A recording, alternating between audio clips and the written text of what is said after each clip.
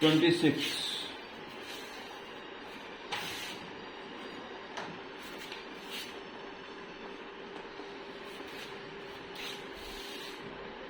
Find the projection of B plus C on A, where A, B, C given.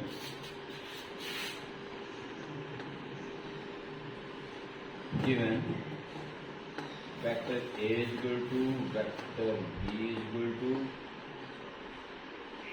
and vector C is equal to 26 question.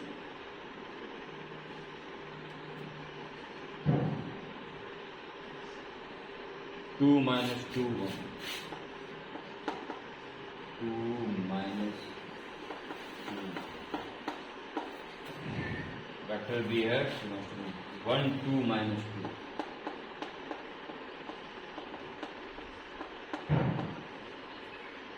और ये C है 2 minus 1 4.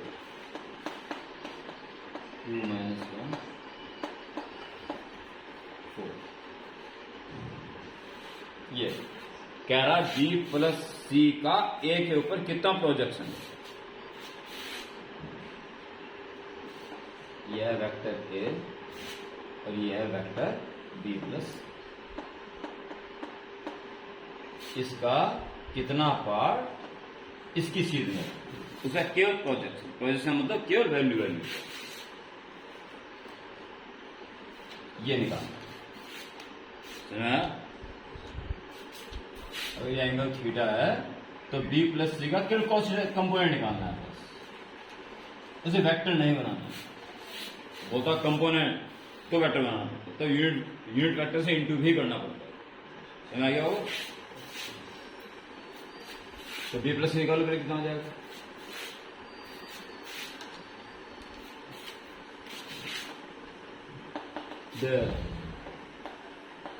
B plus C जोड़ दो, 2 और 1 3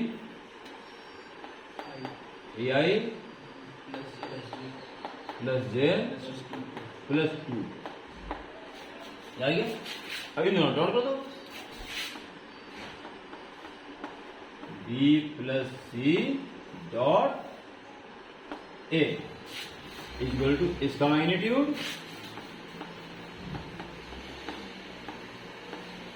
into इसका magnitude, एक magnitude under root 4 plus 4 plus 1 और into cos. आपको B प्लस C के मैग्नीट्यूड का कॉस कंपोनेंट चाहिए बस, यानी B प्लस C के मैग्नीट्यूड का कॉस थीटा कंपोनेंट आपको चाहिए। ये नीचे आ जाएगा, ठीक है। ये कितना हो गया? तो लिख दो एक बार, अगले स्टेप में कर लेना। B plus C dot A और डिवाइड किया जाए वहां से अंडर रूट 3 आ जाएगा बस। चलो एक बार लिखते।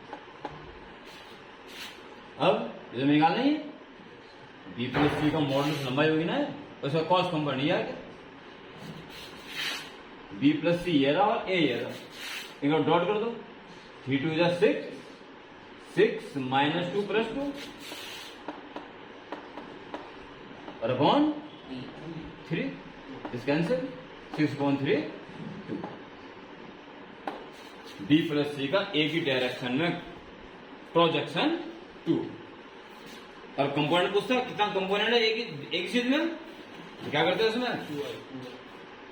एक्स एक्सिस थोड़ी है, ए से जो ये कह लो यूनिट वेक्टर आएगा, vector A divide by its magnitude, उससे इसमें इंटू कर दो और खाली प्रोजेक्शन पूछता है।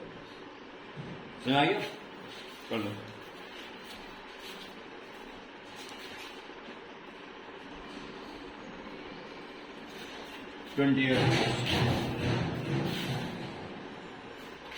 ए यूनिट वेक्टर के और लास्ट में से कंपोनेंट्स फाइंड भी करना। ले वेक्टर ए को मान लो A1i या एक्स वाई जेड मान लो, A1i A2j A3 ये वाली। तो A1 क्या कहलाएगा इस वेक्टर का? S की डायरेक्शन में प्रोजेक्शन, ठीक है। और A1I क्या कहलाएगा? वेक्टर A का S की डायरेक्शन में कंपोनेंट। कंपोनेंट का मतलब उसको वेक्टर भी बना दिया गया, और प्रोजेक्शन मतलब सिर्फ वैल्यू है, ठीक है। ये अच्छे से ध्यान करना। अब कह रहा है कि यूनिट वेक्टर इसकी वैल्यू 1 है, देयरफॉर क्या आएगा इसमें? इनटू कैसे निकालते हैं? Under root A1 square plus A2 square plus A3 square should be equal to 1। Squaring कर दो। A1 square plus A2 square plus A3 equal to 1। Equation 1 तो ये बन जाती है, ठीक है। अब क्या कर रहा है वो? पहले सर इस वेक्टर का I के साथ बनने वाला एंगल π/4। ये जो वेक्टर है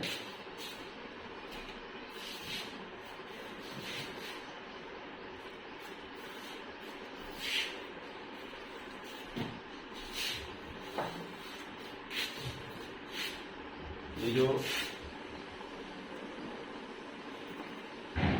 वेक्टर A है इसका I के साथ बनने वाला एंगल π/4 ऐसा हो क्या, ठीक है।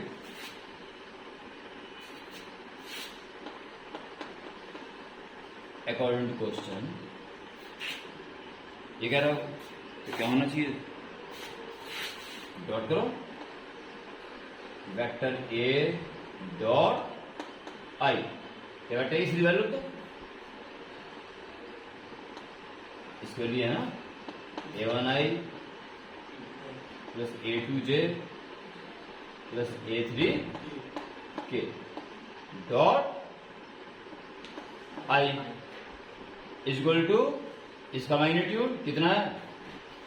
1 पहले कह रहा है, इंटू इसका मैग्नीट्यूड भी 1 और इंटू कॉस π/4। समझ में आई? अब I का डॉट इसमें कुछ I डॉट है तो 1 बन जाएगा। क्या बचेगा? सिर्फ A1 और I डॉट J और I डॉट K, ये बचेगा बस। और cos 45 ये कम भी होगी, ठीक है। ऐसे दूसरा काम करो। अब क्या कह रहा है वो? इसी वेक्टर का J के साथ, J तो भाई क्या होगा ना,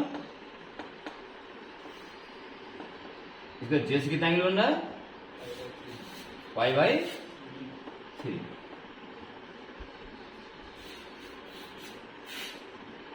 π/3 60 डिग्री। समझ में आ रही बात? फाइनल है फाइनल।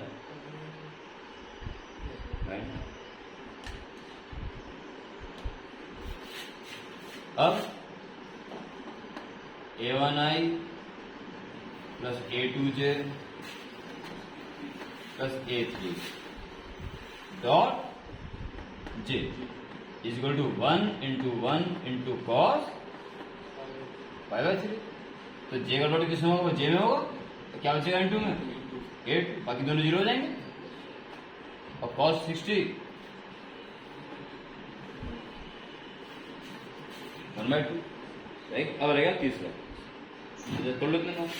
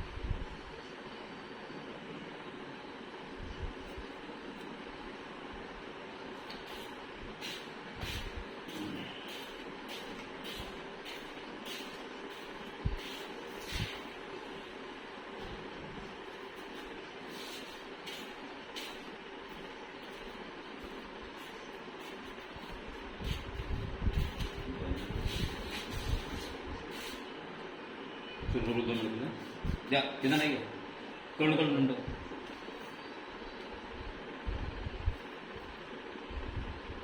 तीसरा केस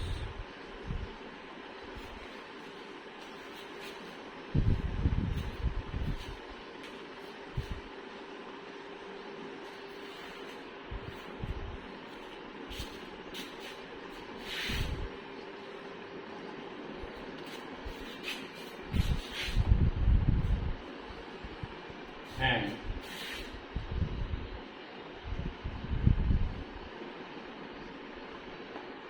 k के साथ इस वेक्टर a का k के साथ ट्रायंगल बन रहा है वो एक्यूट और थीटा तो क्या नहीं एक्यूट दिखाई नहीं देगा ये थ्री डायग्राम जैसा आप कहोगे एक्स से 45 ना तो वाई से 45 बनाएगा ऐसा कब होता 2D में होता 2D होता ये 45 ये 45 पर 3D में जुड़ी है ऐसा आ जाएगा तो ये एंगल ज्यादा बनना वो एंगल ज्यादा बन सकता है और जुड़ने में 90 आएगा इसलिए 3D में इस तरह मत देखना 2D की सोच के साथ ठीक है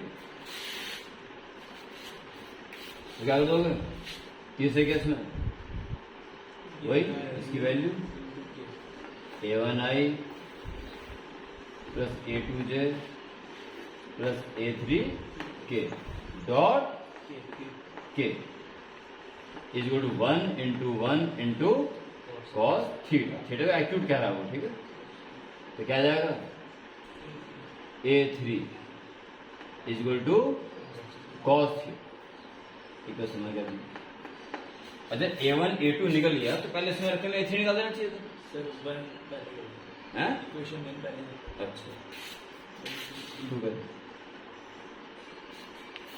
और अब फ्रॉम 1 से निकाल लो पहले a1 स्क्वायर कितना हो जाएगा 1/2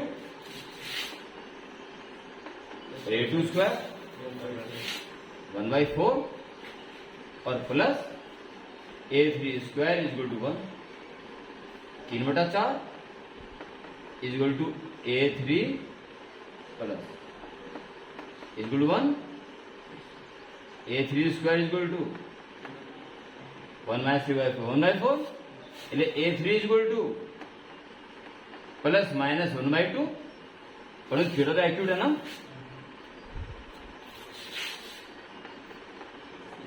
theta is since theta is acute तो पॉजिटिव आएगा इसलिए a3 जो है पॉजिटिव आएगा ठीक है तो खाली पॉजिटिव लिखो तो बताया सिंस a3 इज पॉजिटिव सुनाई बात नहीं है देन फ्रॉम 2 a3 1.2 आ गया तो 1.2 is equal to cos theta तो थीटा कितना आ जाएगा 60 5/3 ठीक क्या दूसरा तो सीक्वेंस में थीटा की वैल्यू और कंपोनेंट तो एक आंसर दिया गया थीटा एंड कंपोनेंट